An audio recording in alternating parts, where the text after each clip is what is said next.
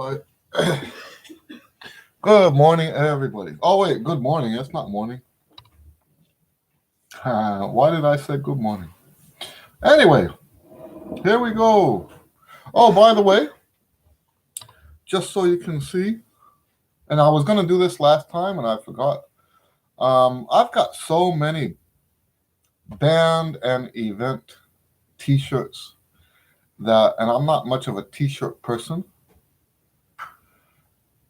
And I thought, you know what, maybe I should wear my t-shirts in these live chats. So today is, and I guess it's backwards. I kind of blew that, huh? Look at that. This says Young Audiences of Houston. Okay, that's the shirt of the day. Young Audiences of Houston. And I play in a band that does, so what Young Audiences is a group, a business actually, that provides educational entertainment to the schools. And I play in a band that called the Blue News that does a history of jazz show. And sometimes we have to wear these t-shirts. Actually, I say sometimes. This is a very, very old t-shirt. That shows you how often I wear it. I wore it the one time we were on the gig, and then I put it away. So anyway, I'm going to try to do a different gig. And if you're my student and you come in here and you see a box in this room with t-shirts in it, that's what that is. All right. Okay, so Samuel says, oh man, I was just on your website looking for tonalization study to buy. So the different tonalization studies, so he's asking which book to buy if he's a beginner. Or not if he's, actually, you didn't actually say you were a beginner. Maybe you're getting it for somebody else, okay? It comes down to your range, okay? And let me see. I'm going to go on there real quick. Because the total tonalization study, you need a range up to G above the staff. If you don't have that, then that book is not going to work for you. You need the other one. Okay, so do you have a G in your range? Can you play up to the G above the staff? If you can do that, then that would probably be the best one for you to start with. I think we just published. Let me look. I think we just published the one right over that.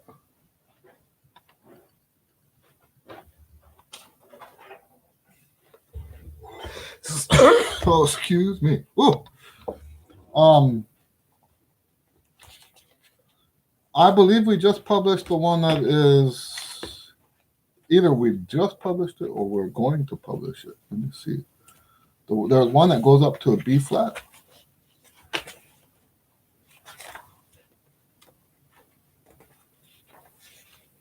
Okay, you know what? That one's not up yet. So G would probably be the best one for you. We do have the one that goes up to E somewhere. Let me pull up the website. Okay, so I would say go with that book. That would be a wonderful book for you. Now, what I recommend for you is, let me see.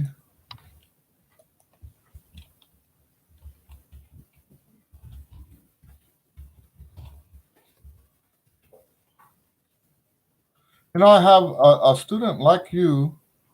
He lives in California. Okay, so that's not that. Let me look on Sheet Music Plus. It's funny, right? I have my own store, and more of our stuff is on Sheet Music Plus than it is on our own store, and that would sound kind of weird, right? Except we just changed the software for our store about about 6 months ago, 9 months ago. And entering all that stuff has to be entered by hand. And it takes me about 30 minutes, 40 minutes to enter a product by hand. So that's why Sheet Music Plus has more of this stuff than I do. I would rather sell this stuff on our website because we get more of a cut from them, from us, right? All we do is pay when it's through our website, the Tiger Music. We get everything except the PayPal fees. When it's through Sheet Music Plus, we get a fraction of what. So yeah, we're still working on getting all that stuff up. Let's see here.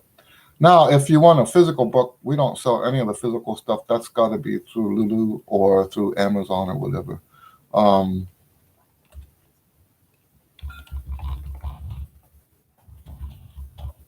There's a book that I recommend depending on your skill. This one is not available as a physical book. It's called Trumpet Major Scale Expansion Exercises. And the reason I brought up that student in California is because,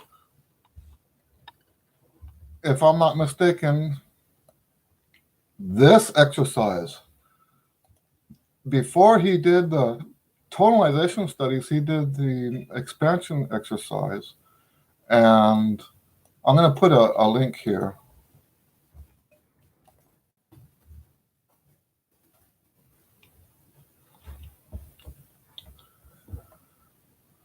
So I just added a link to Sheet Music Plus for our band scale expansion. Not band scale. Okay, so don't confuse band scale. I'm sorry.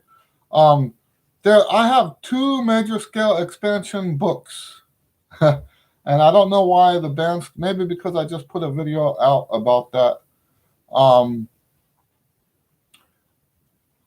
There's one for the band scales, and then there's the better one.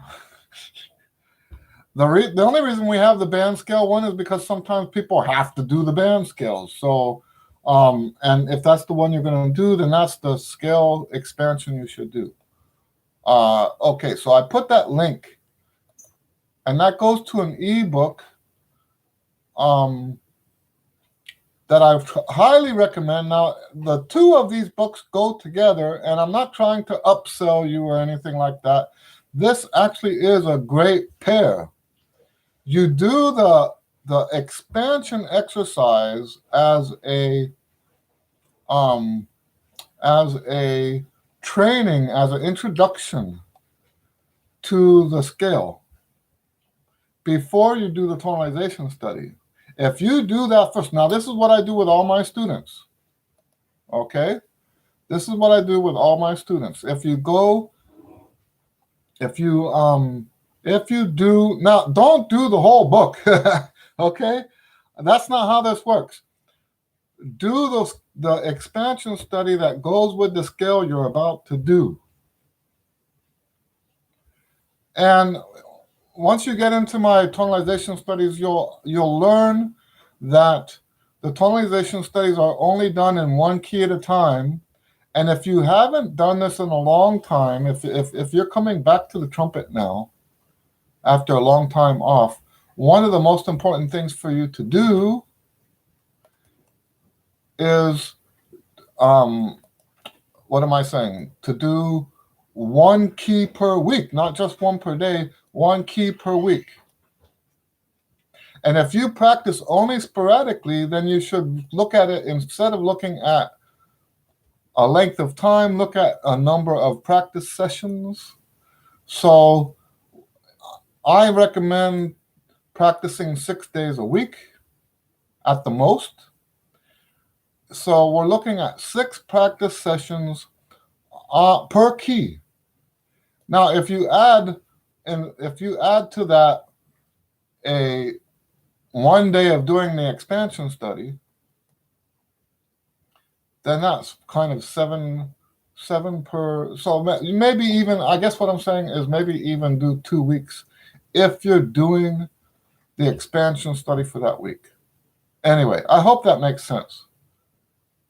Those two books go together. You can think of the expansion book as being the introduction to the key, not the introduction to the other book. The other book doesn't need an introduction, okay?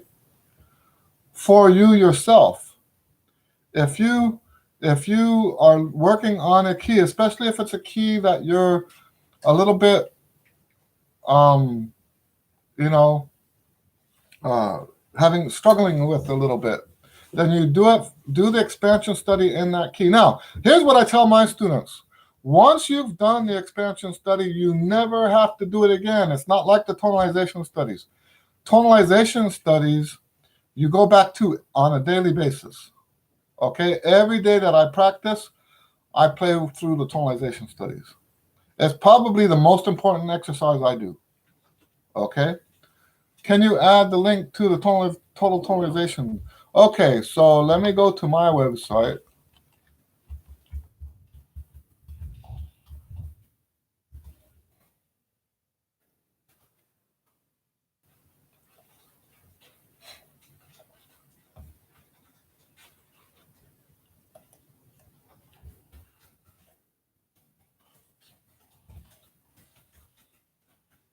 There's the one on my website. If you are very fluent in all scales, then I would not recommend the expansion book, okay? I want to be very honest and upfront about that. If you already know all the scales, and if you don't have any problems with the fingerings or anything like that, do not, okay? Do not buy the expansion book, okay? Because that's just an introduction to the different keys. It's great. It's amazing. I teach a whole bunch of beginners. Over the course of my lifetime, right? So, I've been teaching so long and I've had so many students that there's hardly a type of student I haven't taught already. Okay, let's put it that way. So with the beginners, it's so cool to see the way they develop using my expansion book as opposed to the people who don't use the expansion book. It's amazing. It's as if, you know how people say, oh, so-and-so is a natural trumpet player?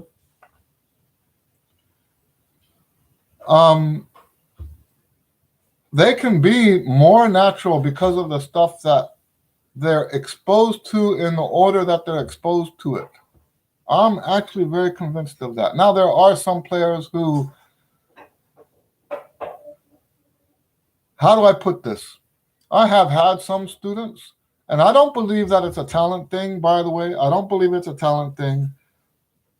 I've had some students that I believe what happened is some people said some stuff, and it's not necessarily those people's fault, okay?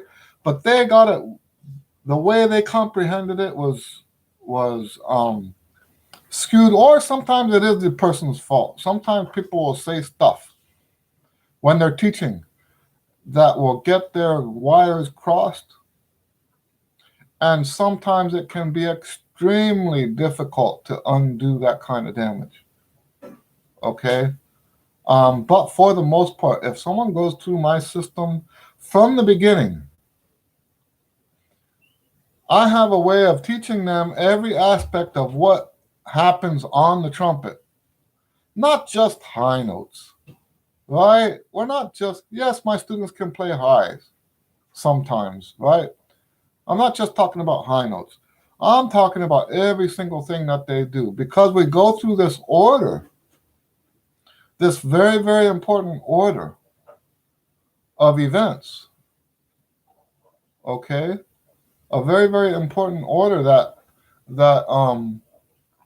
because if you know this first and then you go to that, it's an entirely different experience.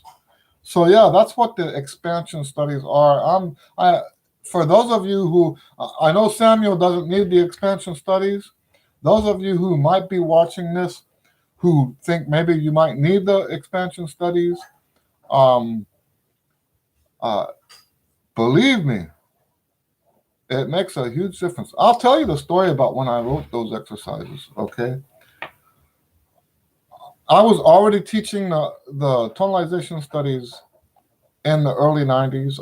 I had been teaching, by that time, I had been teaching those exercises for about 5 years. And I had some students that came and said, Mr. Lewis, we have our band scale test. And at that particular school, the scale test was what determined what chair they were in. And they said, we need to know our scales, and we don't know all of them yet, right? And I said, yes, you do know all of them. You've been doing my tonalization studies. They thought that the scales were something different from the tonalization studies. But anyway, for their sake, I created this exercise. For their sake, I created this exercise so that they could prepare their scales for the scale test. And there were 3 of them. And how did it turn out? It was first chair, second chair, third chair. And they weren't first, second, and third chair before I taught them this exercise, okay? And now maybe someone else, it's not that, the expansion is not that unique. I'm sure someone else might have come up with this in the past. And yes, I claim that I invented it, but I might not have been the first person to invent it, but that's when I invented it, was for those students. I wish sometimes retrospect, I wish sometimes that someone had taught this stuff to me, really. But anyway, so since then I've been using it for the beginners because it's wonderful. I have another California student. This one's I never finished telling you about the other one. He was doing the expansion study. He's an older guy, I think. And he likes the fact that the expansion study is, I forget the word that he used, but the effect that it had on his learning. Anyway, so the other California student is the opposite. He's like the youngest student I've ever taught at this point in time. He's not that young now, but when I started him, he was by about 6 months. He was the youngest student that I ever taught when he started. And at this point, what key did we do on? We did the expansion because we just changed keys. Here's a student who is in, I think, if I'm not mistaken, 4th grade. 4th or 5th grade. I asked him last time, I forget what grade he's in. He's in 4th or 5th grade. And he's doing the expansion studies in the key of D flat. Not D flat concert. B concert. D flat. 5 flats. This is a student in 4th or 5th grade. And we did the expansion studies for all the other keys leading up to that. And with some exceptions, people make mistakes, right? But he doesn't have trouble with the keys. So, like, for example, when we do the Trumpet Folk Fill in the Blank book, I know there's a video up of this. I'll show you the book real quick.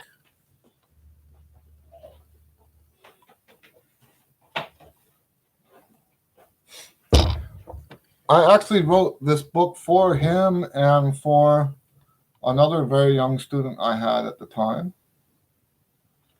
And the idea is there's folk songs in here.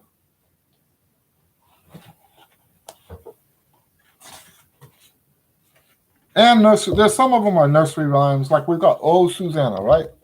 So you have Oh Susanna. You play it through the first time to learn the song. Then when you flip the page, you have the song now in another key. 2 sharps, right? The other one was in C, so no sharps, no flats. But notice that there's question marks where some of the notes go.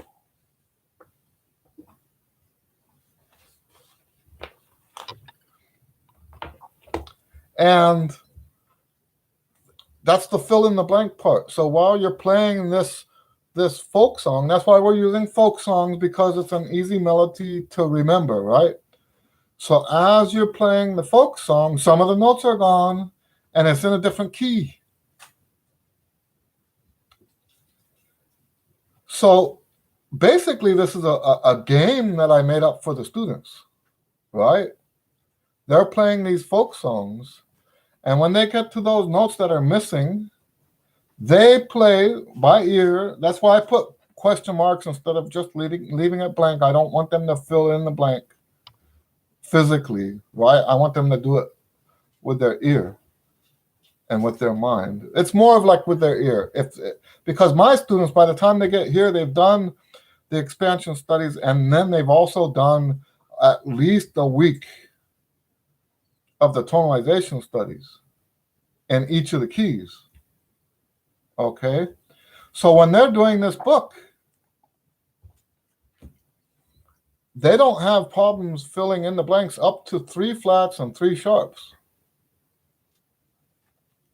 That's evidence to me. That's evidence that this is working. And if you get somebody else, I promise you, you get somebody who hasn't gone through my system, they can't. It's hard. I'm not going to say they can't do it. It's just a lot harder for them to do this book, because my system gets people to start thinking in the key. I hope that makes sense. Now, even though this is a fun book, it's also extremely valuable, because what they're getting out of that is exercise, right? They're like the equivalent of bulking up, right? But for their mental juices, right? So, and we've done that. This student, we sent him a physical copy of the book, and I'm sure he's using it. Imagine 4th or 5th grade, and you're playing already in the key of D flat without making mistakes, and you're already doing stuff. You know, some of these in here are missing most of the notes. Look at this one. Almost all those notes are missing. And these students can do that. Okay? I'm not saying they do it without any mistakes. Don't get me wrong. But they do a lot better job than what you would expect a typical 4th grader to do on something like that. Anyway, do you know what? Excuse me.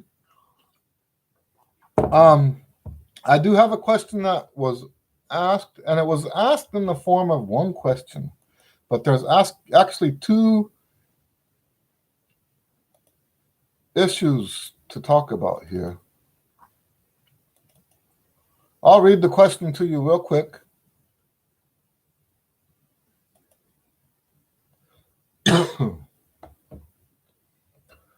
His name is Joseph. Hey, Eddie, I have a question. So when I am practicing, I find my throat puffs out unusually when I get to an F or a G on top of the staff. That's the first part. The second part, that is really a second question. I notice when I pull the horn away from my face, my lips buzz. What tips and exercises would you recommend? Okay, so that's actually 2 questions. because those are two different issues. Hello, David. I'm assuming it's pronounced David. Um, Hello and welcome. Portugal is someplace I would love to go, but then I'm one of those guys that would love to go just about anywhere. Um, so let's talk about this question because um, I think the problem here is that we're not looking at the problem. Is there a problem? Okay, so to start off with, I remember when I was in high school, the guy we had, when I was in high school, we had three players who were pretty much at the top at my age. And we kind of took turns being first chair. This guy that I'm talking about could play higher than the other two, higher than me, and higher than one of the others. But he had his neck would swell out when he was playing. And to my knowledge, it didn't cause any problems. Now, if it's and let me say in the blog, because I did write about this in the blog. In the blog, I say later down, I'll say it's first here. In the blog, I say it's different if it hurts. If it hurts, then yes, you need to do something about that. But why are you asking a trumpet player about it if it hurts? Does that make sense?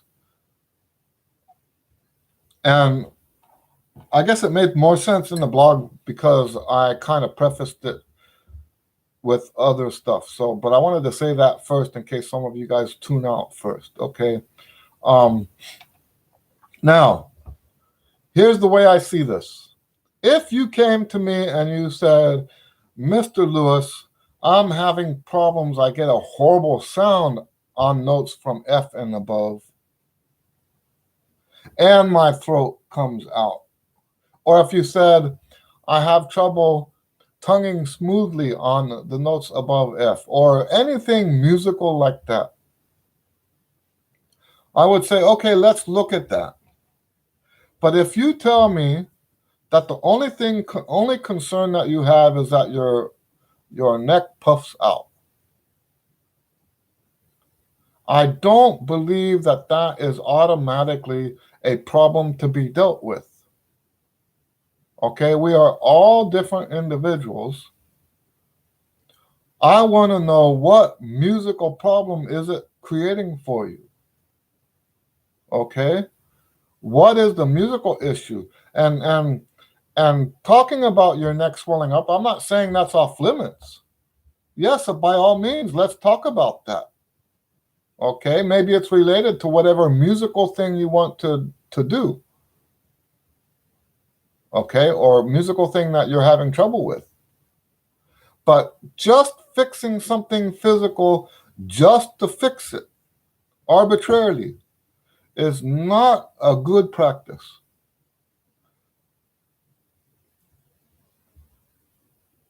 Does that make sense? I hope that makes sense to all of you.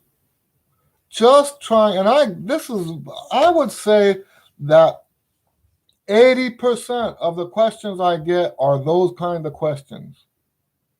And I said jokingly, I didn't make it clear that it was a joke. But in the blog, I said, I'll get questions like, and not this question, but this is how it sounds to me sometimes, right? My nose twitches when I play. What can I do about it? Right? Do we care that your nose twitches? Right? You see what I'm saying? You could pick anything about playing the trumpet that's different from not playing the trumpet, and you can say, oh, this is a problem. But what does it do to your sound? What does it do to the way you play the trumpet? That's what I want to know. And here's the thing: when somebody asks a question like that, and makes no mention whatsoever of something musical in the question, That is an indication to me that they are not thinking musically at all. And I don't blame them, and I'm not saying that there's anything. Yeah, I'm not blaming anybody. If I blame anybody, sometimes I'll blame their teachers for telling them stuff that's just not true. And we'll get to that in the second half of this question. Okay? Sometimes I will blame, and when I say, okay, yeah, teachers. But when I say the word teachers, I'm talking about anybody like me that you can learn from online. There's just some stuff that's not true. And so someone will say, uh, don't puff your cheeks or don't puff your neck when you play it. It's an indication of, I can just imagine. I haven't heard anybody say this, but I can just imagine somebody's out there saying, if your neck puffs up, that's an indication of blah, blah, blah. What's most likely is someone will say that's an indication of not relaxing, right? If your neck puffs up, it means you're not relaxed. I can just imagine that. Because that's one of those things that people would say. I've never heard someone say specifically that, but I could imagine how someone who's in that just relax school would say. I hope that makes sense. Okay, so I want to know if you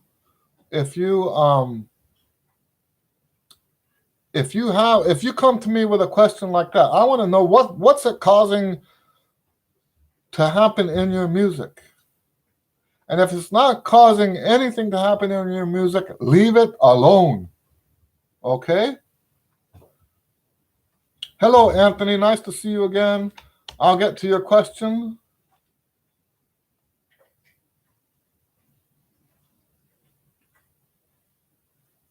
Oh, it's not a question. That's a very interesting.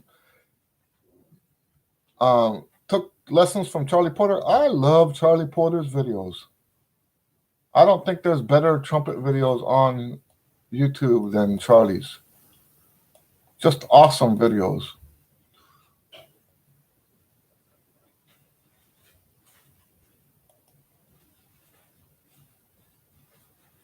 So, yeah, so that sounds like he's telling you the same thing I'm telling.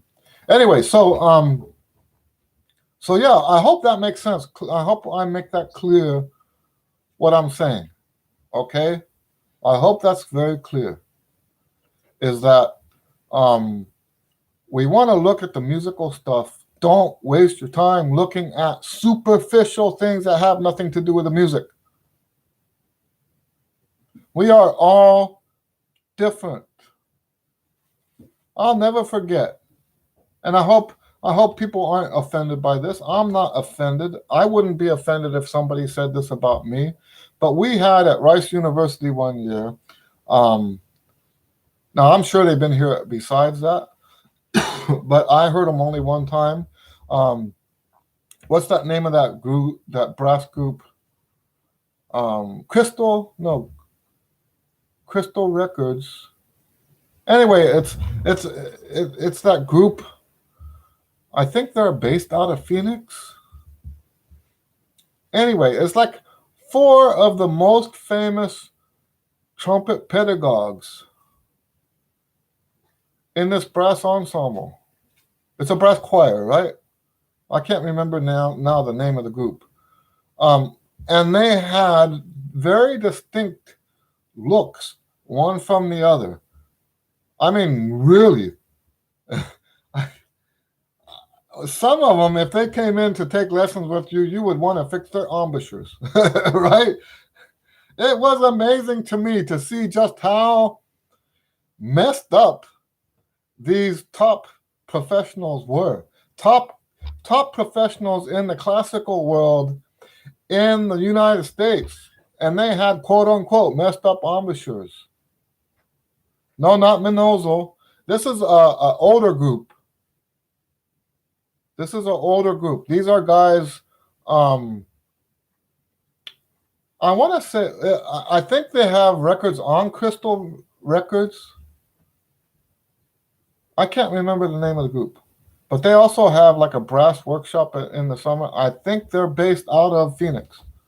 I'm not saying they live in Phoenix. I think the guy who, it might be Hickman that runs it. I don't know.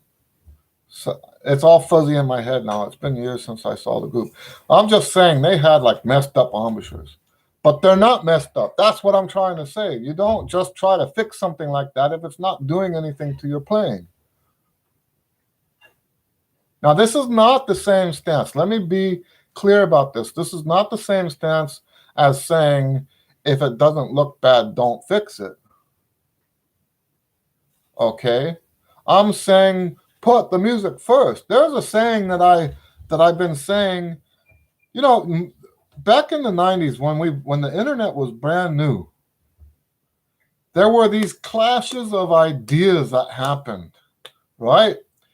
Because the internet back in those days was almost all text. It would take a long time to download one image, right? So we had these list servers that you could like participate just with text. You didn't even get to see, you know, the most decorative thing was people's signatures where they would put different characters in it, made it look like a trumpet or something. That's the worst of it, right? Everything else was just ideas. And I was part of that. And we come up against each other. There were a lot of fights, big fights, right? If it wasn't for those fights, a lot of the stuff I believe today wouldn't have solidified the way it does. And one of the things that came out of those fights was this saying that I say all the time now: all of your physical work should be for musical reasons. And I'm going to say that again so that it sinks in. All of your physical work should be for musical reasons. Okay? We don't just change something. Well, here's another example of what I'm talking about. A lot of times people will come to me and say, I'm having a problem with the lip slurs. What do I do to make the lip slurs better? And my answer to that is I don't care.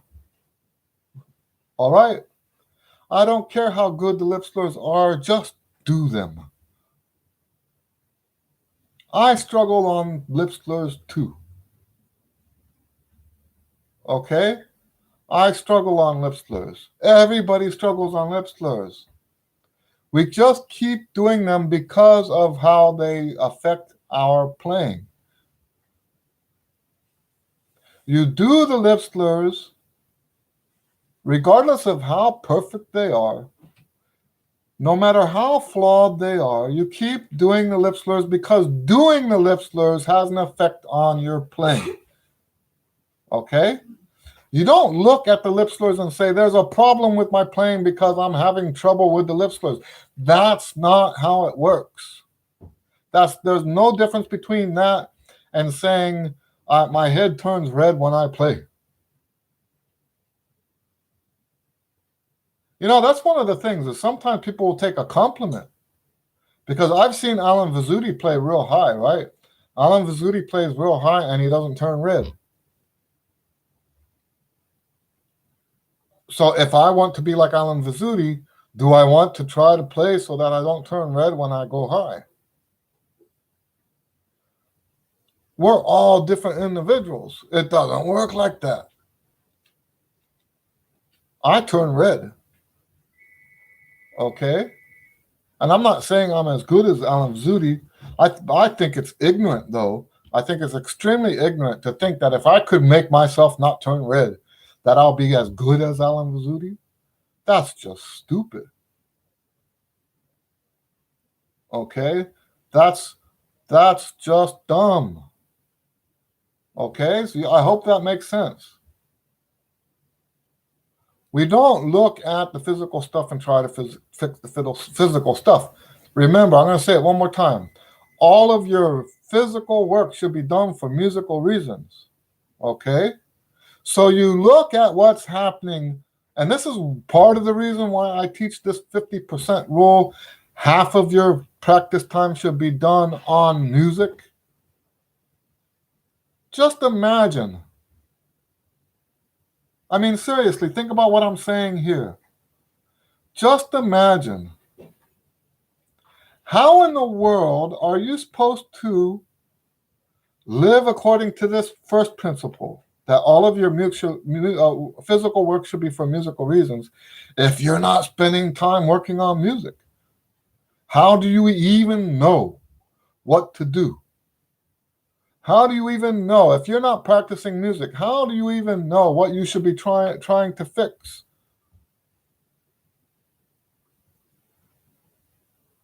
Okay? Now, this brings us to the second half of the question. He's asking, and I know about this. So the thing about the neck swelling, I don't know. Probably somebody somewhere says that your neck shouldn't swell. Okay, so you look in the mirror and you see the neck swell and you're like, oh, I have a problem, right? Okay. But this one I've heard of, but not in the sense that this guy said. I've heard, so there's people out there that don't believe in doing lip buzz.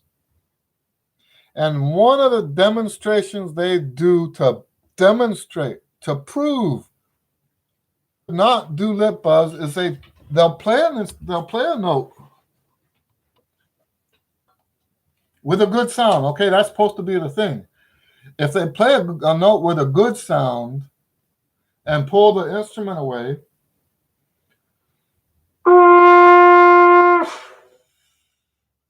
right?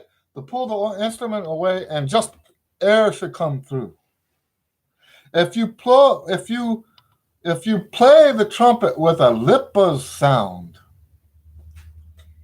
I don't know how the microphone picks this up. I'm playing with a very, very different sound now, right? That sound that they play when they do this demonstration. Okay? See what I just did? That's proof. Everybody, that's proof. You should never do lip buzz. Okay? Let me demonstrate that again for you because it's so conclusive. Here's a good sound. Right? No lip buzz afterwards. Here's a lip buzz bad sound.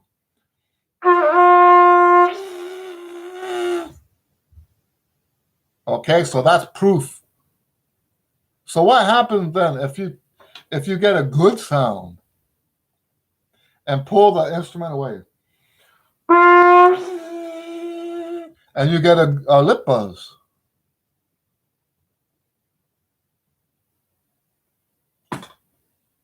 They fail to mention that, don't they?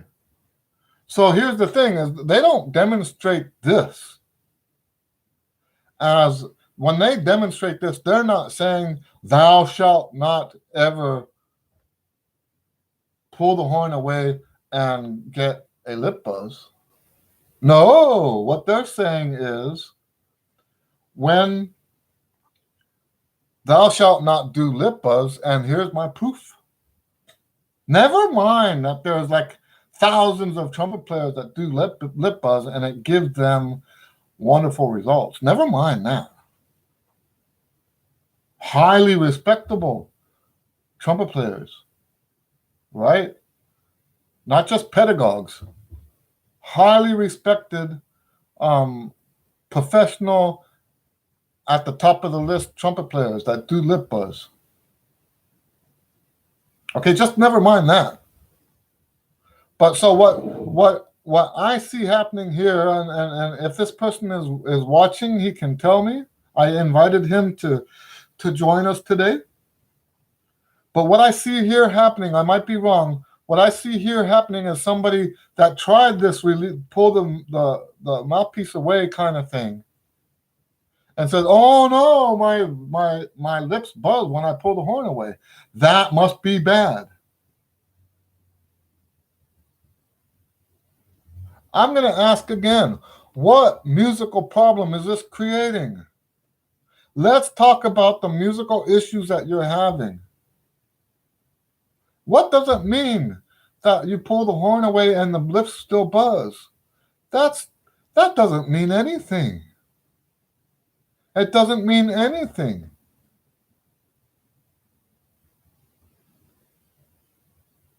Okay, and sometimes things make sense, right? I said this in one of the books in the blog. I said this about one of the books I read a long time ago.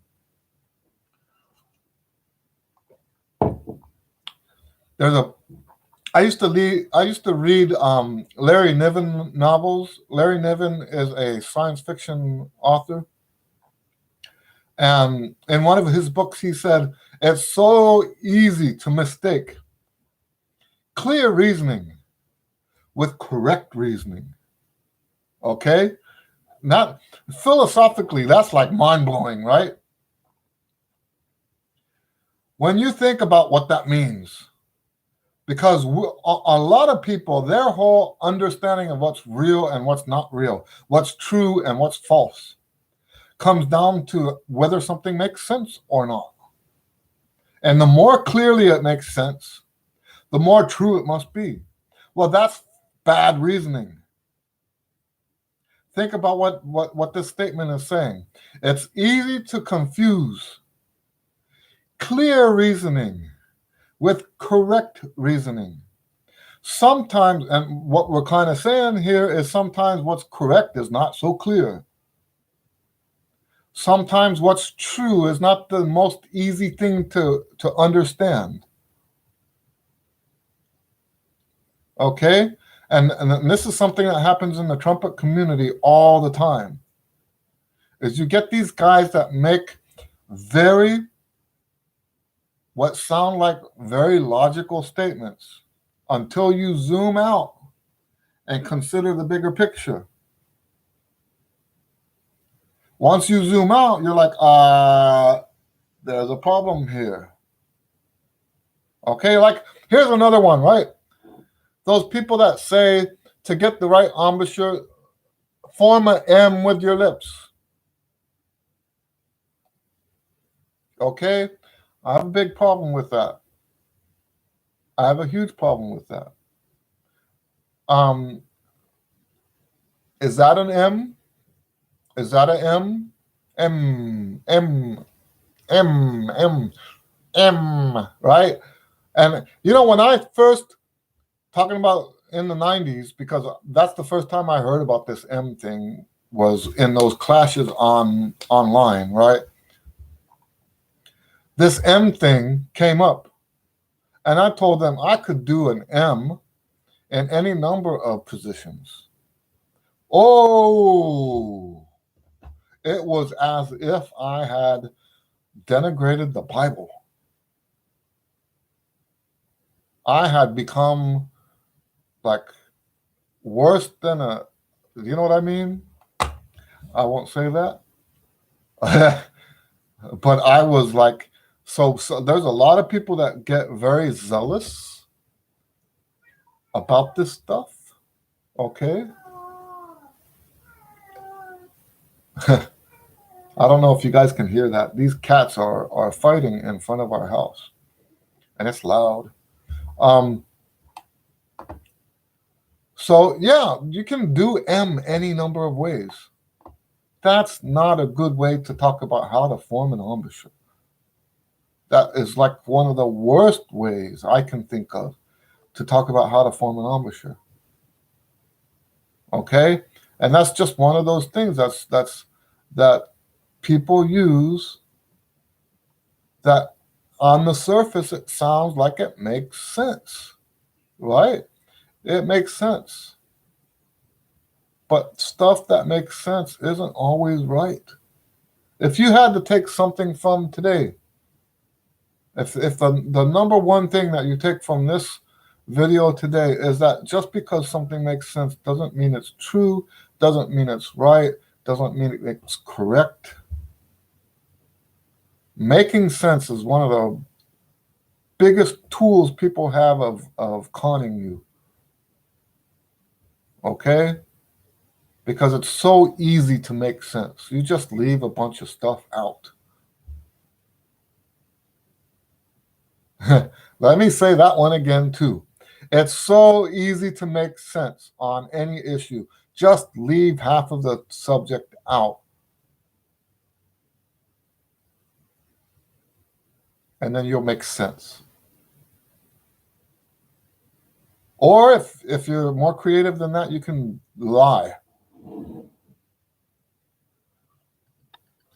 Lie or perpetuate a lie. Those are very easy to make sense on. Okay, let me look at ACAC here. If you guys have any questions about this, I know it sounds like I didn't answer this guy's question, but I don't think that's a question that can be answered. If you haven't established that something's wrong with your playing, leave it alone, okay? Don't be making up problems where there are no problems, okay? ACAC says, I have new long tones with a G above the staff held out as a whole note. If I can hit it, but I'm playing higher than my range, should I try to practice until it becomes easy? My highest note is F. I want to improve my range and tone at the same time. So even if I'm hitting a G above the staff, maybe not perfect but good enough, should I still practice those long tones just to push my range? I strongly recommend. So my first answer is going to be yes, okay? My first answer is to say yes. But I will warn you, there's a book that I have. Before we talk about the book, let me pull up real quick a video link. You've probably seen this before, but in case somebody else. Oh, by the way, ACAC. By the way, did you watch the other video that I did for you about the scales?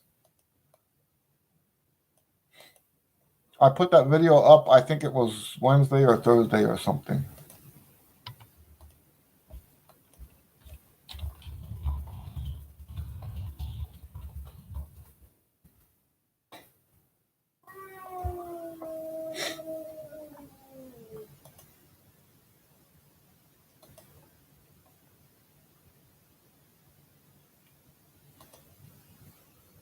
Oh, I hate when they do that. Okay, here we go. This is the link. All right. So I just put a video on, a link to the video for the 3 levels of rest. If you follow the 3 levels of rest, then yes, I think you're safe playing G. Don't go past G just yet. Okay? You're right. I'm glad to see that you are comprehending some of my concepts here. You are right. If you go past your range,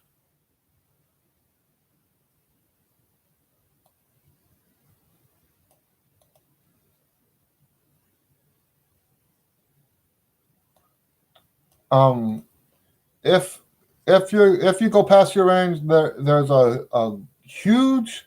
It's not just bad habits. That's kind of like the easy way to talk about this. If you practice stuff that's over your range, it's not so much about bad habits, because when we think about bad habits, when we say bad habits, we're talking about how everything else is fine. You just have one annoying little thing that you do. Okay? No. When you play above your range, the whole thing gets messed up.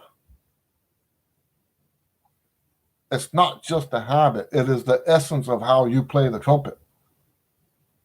You can screw that up badly.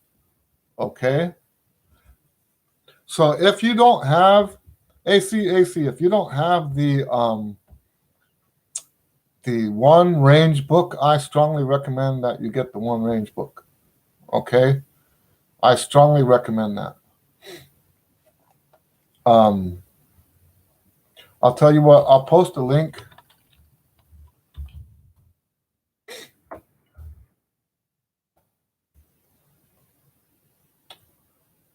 I finally put anchor links inside my books page on my website. So I'm going to send the anchor link that goes straight to the book. And the reason I'm going to start sending this instead of sending links straight to the products is because this way you get to choose where you buy it. Okay, so I just sent that link now. That goes to my website, to my Trumpet Books page. And if you click on it, it will take you straight to the book, the One Range book. And on the third tab, now if you're looking on your phone, the tabs are vertical. On the third tab, oh, I'm sorry. No, that's right. The third tab is ebook stores. Oh, I just looked at it. There's no ebooks listed. There's only physical books right now. Wow, I'll have to fix that. Let me put that on my list of things to do. We have ebooks. That's not right.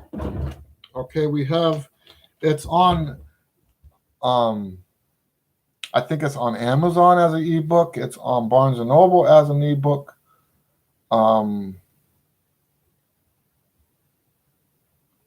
Let me write this down real quick.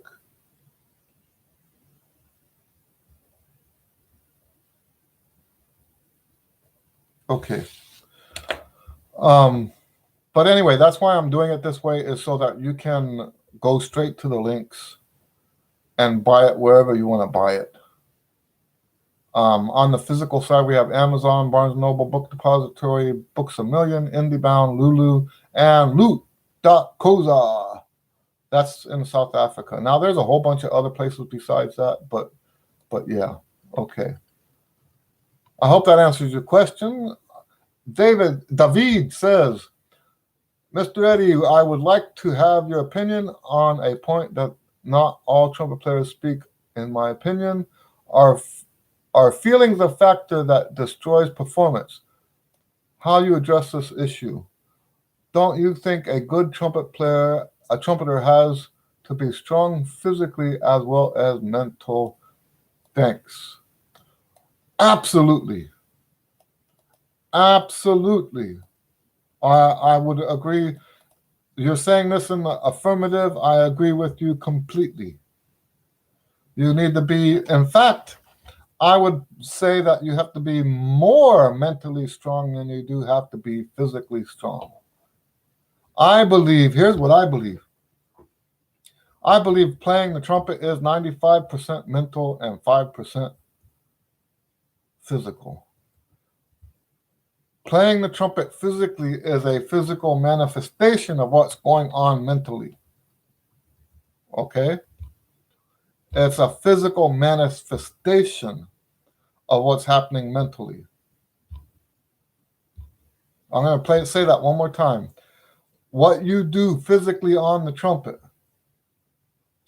is a physical manifestation. In other words, something that comes out of what happens mentally.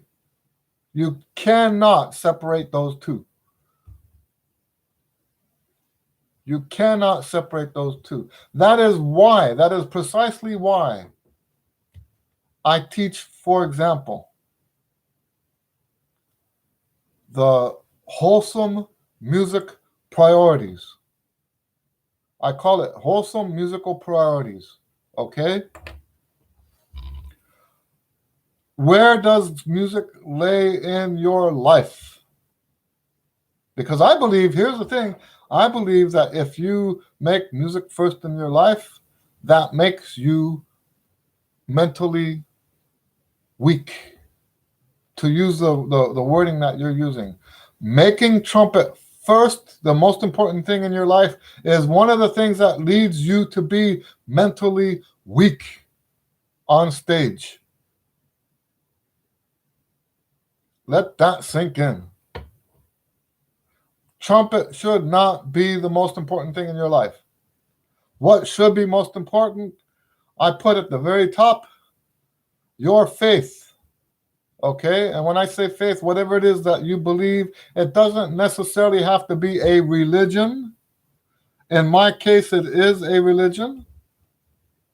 Okay? I hope that makes sense. But it doesn't have to be. It could be a set of beliefs that you have. It could be your moral compass, if you want to call it that. Okay? But whatever it is that you believe that governs your overall, whatever you want to call it, philosophy or whatever, that should be the most important thing. And see, when we have established priorities, it helps us decide what to do. This is why we have priorities. It helps us make decisions quickly. Something comes up. Is it good for this? It's bad for that. It's good for this. It's bad for that. Which choice do we make? Do we do it or we not do it? Do we do it fast? Do we do it slower? Okay? That comes down to these priorities. And whatever you believe should be the underlying principle of everything that you do in your whole life. You know, I told it didn't go over well, but I remember doing a master class at a university. And I told them, I don't care what you believe. And I put a pause for effect after that. I don't care what you believe.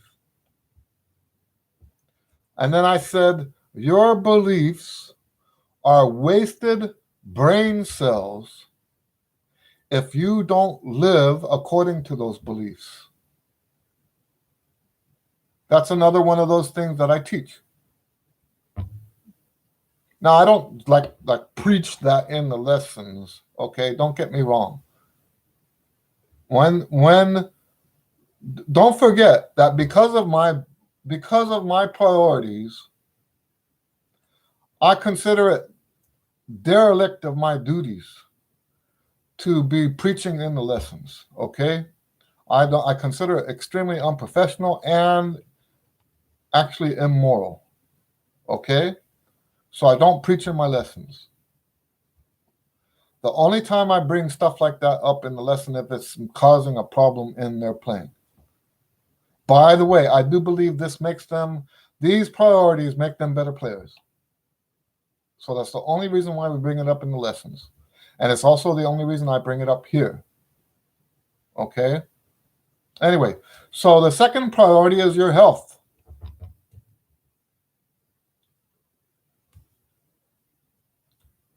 The third priority is your family. So like if you have family responsibilities, those have to come before your music. Really. This is how you become mentally strong. A lot of people think that if they put music, by the way, because of this philosophy that I have about the wholesome priorities, right?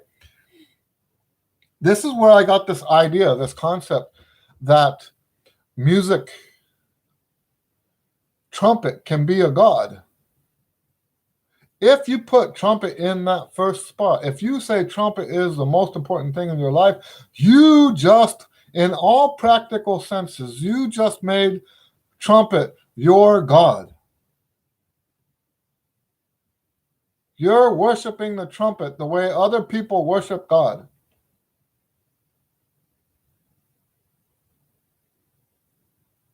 Okay, so that's where that comes from. I know that offends a lot of people. I stand strongly on what I'm saying, though. I stand firmly in that. Trumpet is not the most important thing. So we've got your faith, your health, your family, and then your work or your school. The difference between me and a lot of the people who will be on here is trumpet is what I do for a living, so trumpet is my work. But for most normal people, for most normal people, Trumpet will be fifth on the list, not fourth. But even for me, who does this for a living, Trumpet is fourth on the list, not first. This is how you become mentally strong. And there's other stuff I teach in the context of this that we won't go into today. Because once you start thinking this way, where you have these priorities, it opens up a lot of different cans of worms. Okay? But yes, I do believe that you need to be just as mentally strong as you do, or not just as, more mentally strong. Okay? And I believe, here's the thing, I believe that when you get this right, music just happens. Music becomes so easy, and the struggle is almost gone. And by the way, this other thing that I was saying, how you should be doing all physical work for musical reasons, it kind of falls in line with this, right? Because if you get this other priority set right, if you get these priorities right, okay, then this brings in another saying. So I have these like little cliche sayings that I say all the time, right? And here's another one, is that you can't separate the music from the people, right? You guys have heard me say this before. You cannot separate the music from the people. It's not. When you put those three things together, the musical priorities, doing physical stuff for musical reasons, and the fact that you can't separate music from the people, all three of those things are the same thing. And basically what I'm saying, and this is going to sound corny, okay? This is going to sound corny. But basically what I'm saying is your love of other people comes first before you're before your love of the trumpet. Maybe that'll be one of my new sayings, right? It's all mixed in with the same thing. Your love for other people comes first before your love of the trumpet.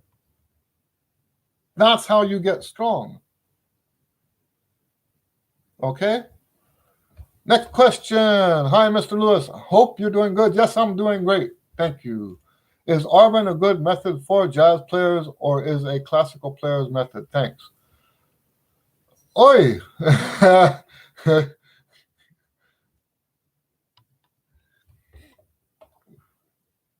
I like the Arvin book. I'm laughing because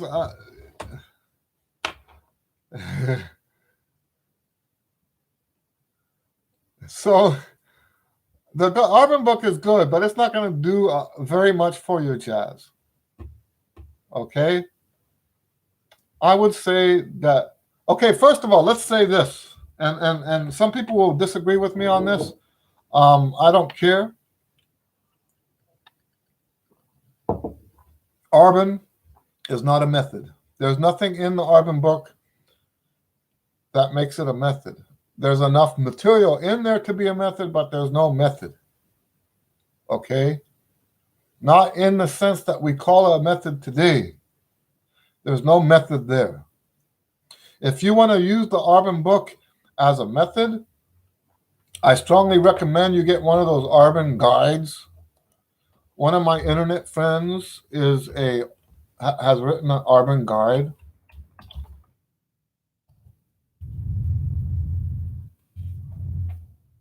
Let's see here. Eric Bolvin is his name.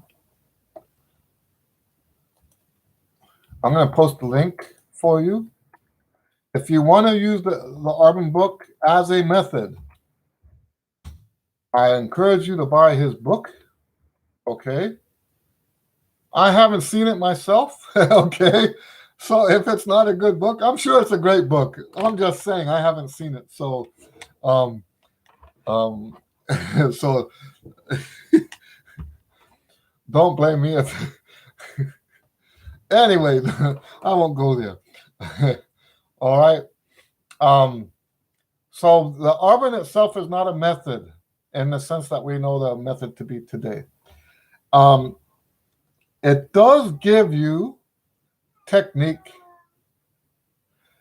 So let's break it down. What is it that's not going to help you about the arbin book when it comes to jazz?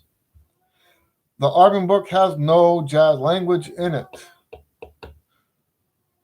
So it's a great book to help you learn how to play your horn, okay?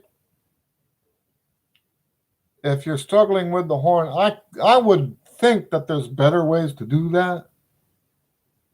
Let me tell you this. Arbin was one of the influences that for me writing my stuff. Okay? When I wrote all my materials, let me tell you this story real quick. When I first started writing books, and I knew that I was going to end up publishing them, and I didn't know anything about copyright. Nothing at all. I didn't know anything about copyright. And I was concerned about exercises. I didn't know, I know a lot about copyright today,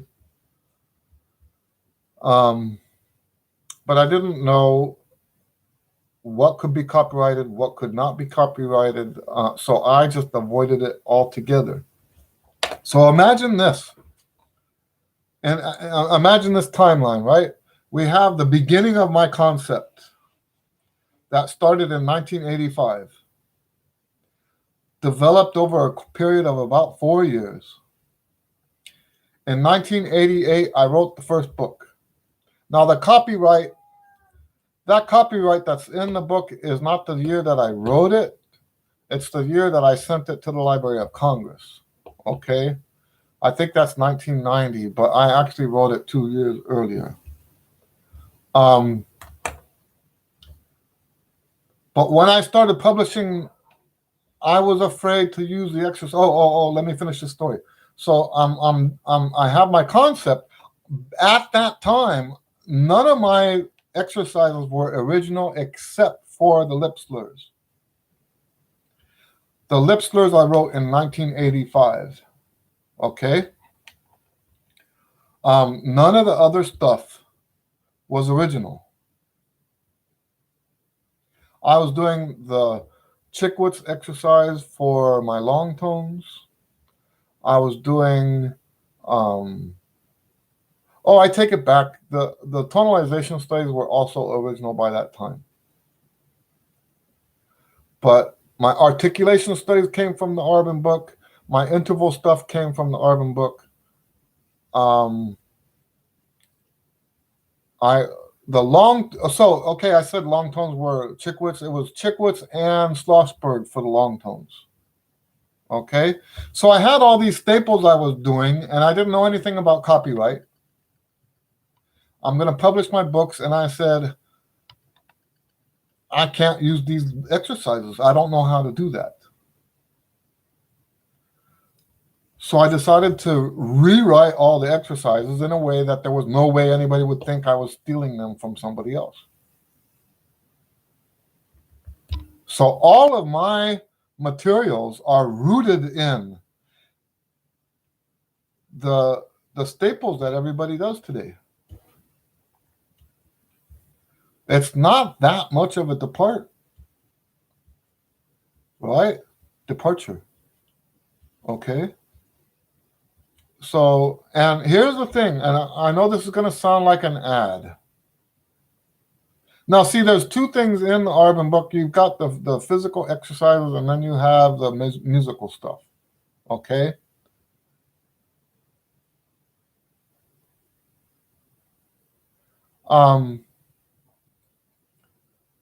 The physical stuff in the Arbin book is pretty limited in terms of just how the method works. What makes my books better about that is that they are graduated. So, like, for example, ACAC here is saying the G becomes easy. After the G becomes easy to hit. Okay, I can't stand that terminology. We don't care if you can hit it or not. Okay? Or we don't even care how easy it is to hit that note. Okay. I know it's just, that's probably not how you meant it, but I just can't stand that terminology. But he asks, after the G becomes easier to hit, do you recommend taking it higher? Now, see, that's the thing. If you're following my system, and I don't mind talking about this book again, the One Range book, the link I put earlier. The One Range book tells you how to go to that next level. Okay? The One Range book actually spells it out step by step. How do you get from where you are to the next step?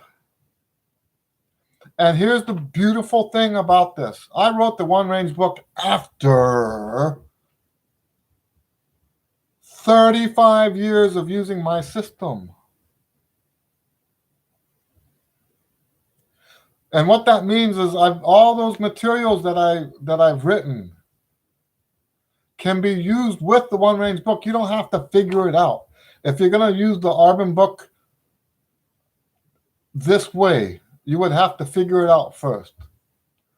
Okay, and there's nothing wrong with that. When I wrote the One Range book, I set it out at the very beginning. I said, you can take whatever you're practicing now and use it with this concept.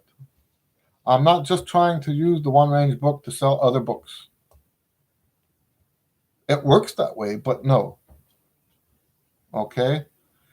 It's just that, okay, so the problem is we don't want to practice stuff that's over a range, but we don't want to practice stuff that's not up to that range. Okay? With my materials, I've got different sets of materials for different range.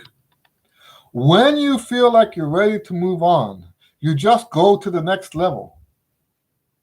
It's there for you. When I first wrote this, I loved being able to say, you just turn the page. Okay?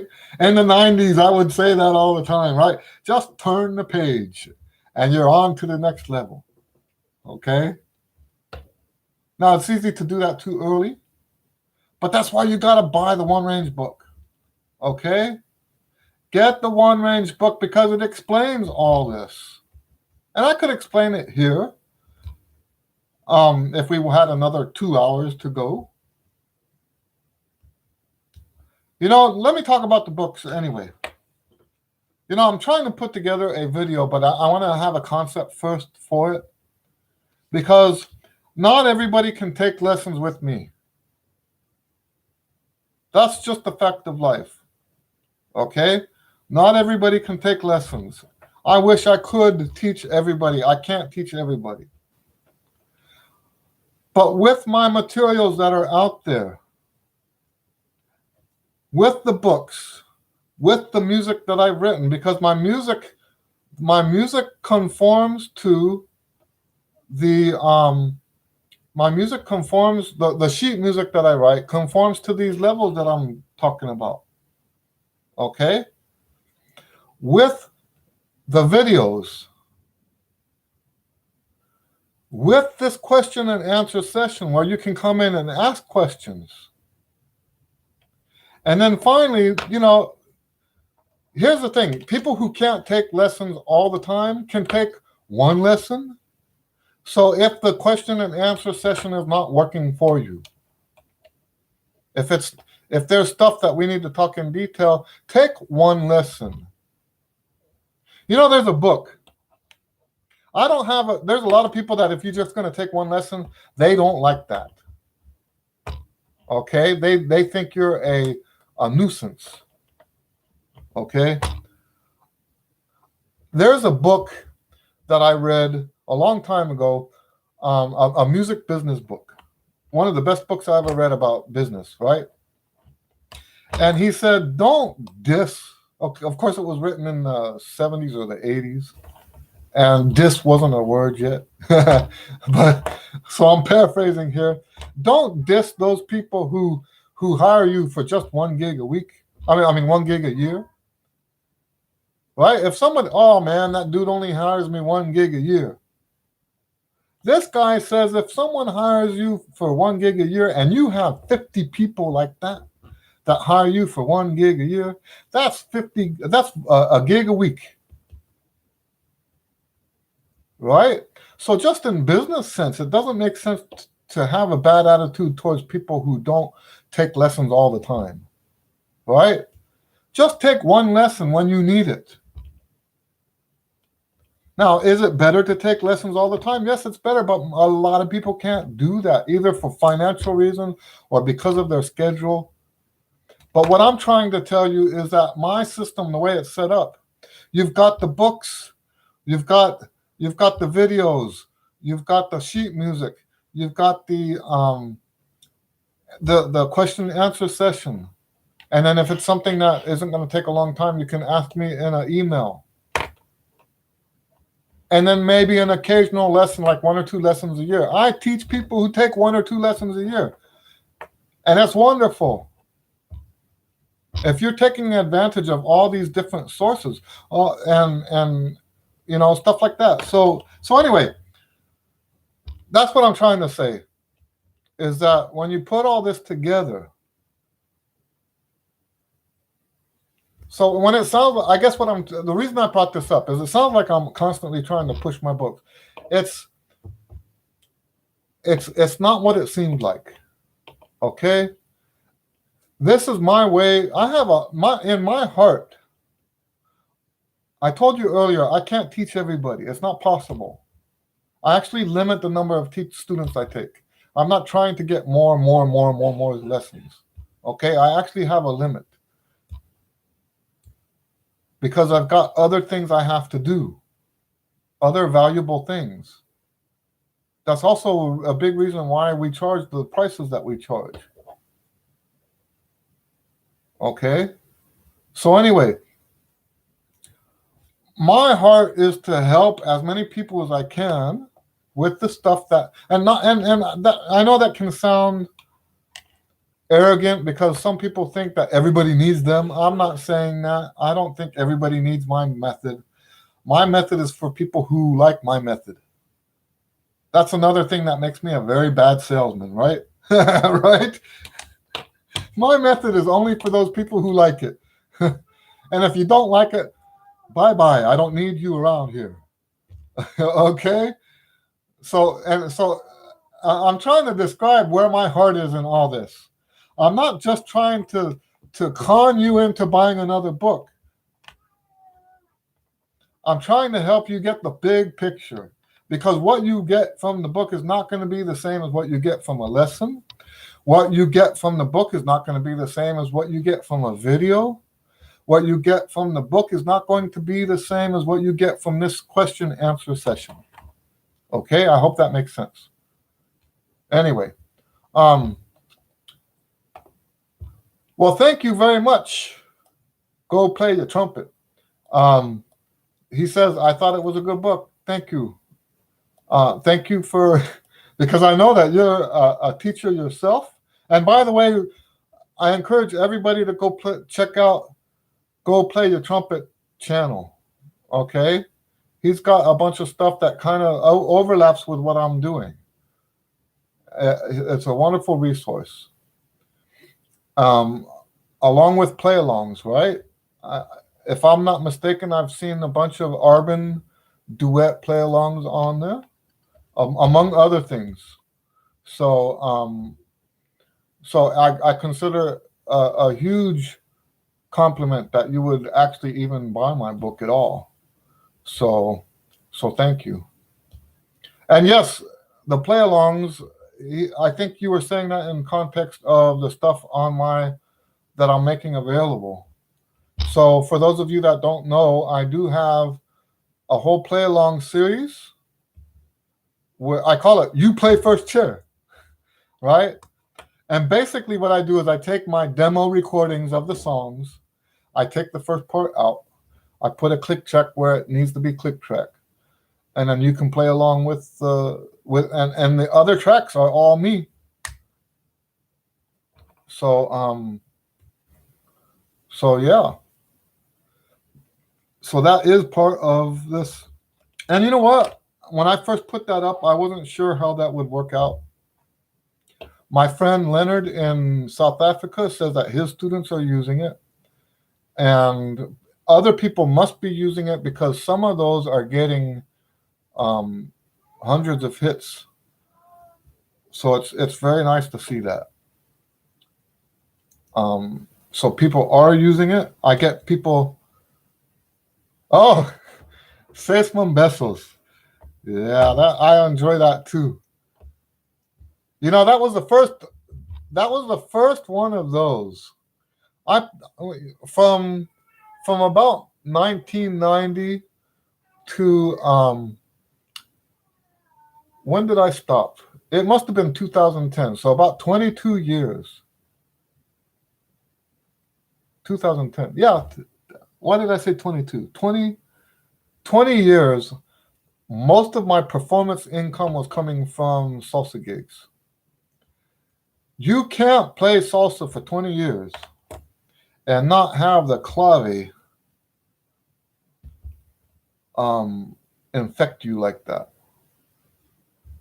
And I had taken the clave, so you know the clave has infected all of my classical music. If you look through my classical charts, I shouldn't say all of it, but a lot of my classical stuff, you'll look at a section and say, "Well, that was interesting," and you'll say, "Oh man, that's the clave right there." So, but the seis besos was the first one that I did where I actually made it a salsa thing. Yeah, yep. So yeah, the seis besos I actually, and that's why I gave it a Spanish title. Now, of course, Mambesos is a play on words, mambo and besos. Mambo is a kind of music, and besos are kisses. So 6 mambo kisses is basically what and it's a trumpet sextet, 6 trumpet players. And so yeah, that was the first one that I actually did as a Latin thing. Now, the one piece that the first one that I did trumpet with the salsa rhythms was the Lotus Eater. But I can't not do clave anymore. It's so much a part of my musical mind. The clave is in everything that I write, almost. I shouldn't say everything, but really close to everything. Anyway, if you guys don't have any other questions, I should probably go eat dinner. Okay? It's great to see all of you. Are there any short questions? I can't say a lot right now. If there's any short questions, we can answer a short question. Otherwise, we're going to call it quits for today. Thank you guys all for coming out and joining us. You know, I remember when I first decided to do this, it was going to be on Fridays initially. I decided originally to do it on, thank you, Anthony. I decided to do it on Saturday originally in the morning because I wanted a time that worked for people in Europe and South Africa. But I don't think I was getting many people out there. So I started teaching, you know, my big day changes over time, okay? And for a long time, I didn't have a big Saturday. Now everyone wants Saturday, okay? So that's why we switched from Saturday to Friday. But originally, I wanted to do something like this on Friday. Even before we were doing this, I kept Fridays open. I don't teach on Friday because I wanted to do, my original idea was to do workshops around the city or in different cities and stuff like that on Fridays if I didn't have a gig. And that just never panned out because I guess partly because I'm a nobody, right? And I don't mean that in a defeating way. I don't mean that. I just know that I'm not famous. Okay, and there's nothing wrong with that. I really don't even want to be famous. But when I tell some music store up north, hey, I want to do a free masterclass at your store, they're not interested. Okay, so yeah, we ended up not getting that off the ground. I kept it open all that time anyway because I really thought this was something I want to do. Then the question and answer thing came up, and I'm like, well, that's it.